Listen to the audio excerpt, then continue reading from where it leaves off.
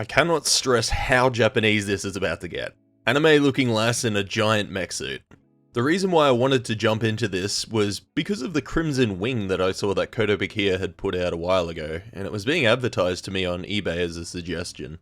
It looks pretty sweet, I'm not gonna lie, and it does have the right colours, basically looking like something of corn, red and gold. But they're pretty pricey and hard to get here in Australia, so I sat on it for a while because I didn't really just want to jump into something that I didn't know too much about. When I decided to look into it a bit further and do a little bit of research, I found that you could get a purple version, and as some of you may know, that's really my go-to colour. And that led me to chase up how to get one like that.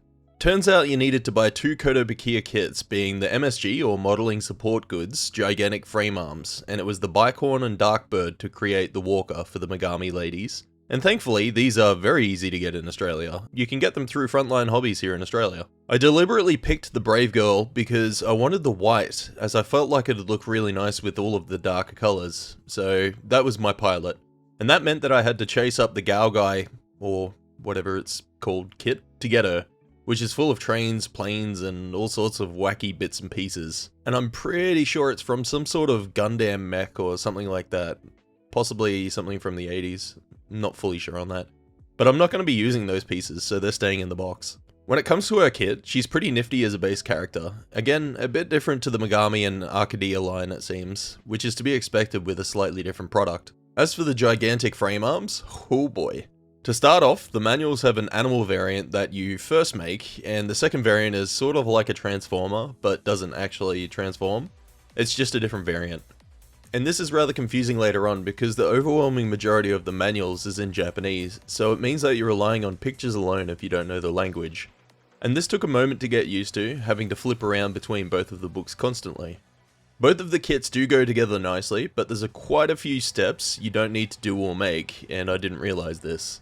So you might have to backtrack and make a different version later than the one that you built, as I started with both of the first forms, and later found the images for the walker mech to match a lot of the humanoid or second version. When it came to the stages of putting the mech suit together, it actually took quite a while, as I needed to remake a lot of different things, and figure out what exactly it was I needed. But once I got the idea, it went fairly well, and fitting the lass to the saddle was a bit of a pain in the neck, basically because the stirrups and hand controls, which I had to glue on the hand control platform, due to it refusing to stay in. For a few minor touches on her, I added a bit more purple to help it blend in, but kept it very basic. As for it being built, it's very top heavy and painful to pose, wanting to constantly fall, so I think I'm gonna actually steal my platform from the Lightning Sykes custom that I did ages ago, sort of just to help it stand up. Also, I got rid of the tail and I feel like it looks so much better this way. When it comes to cost, you can pick up the gigantic frame arms for around $130 each, which is fair considering how many parts they have and the potential things that you can do with them, such as being compatible with Zoids. And at the time of recording this audio, Frontline Hobbies actually have them on sale for roughly about $100, I'm pretty sure I saw. As for the Gao Guy Girl thing box, they're about $180, but don't buy her for that. You can check out Amazon or other websites which have constant deals, and you'll get them for around $100 delivered. That's about it for the info. Feel free to skip on through to the end if you just want to see the finished result, or enjoy the tunes and the rest of the build. Until the next one, take it easy.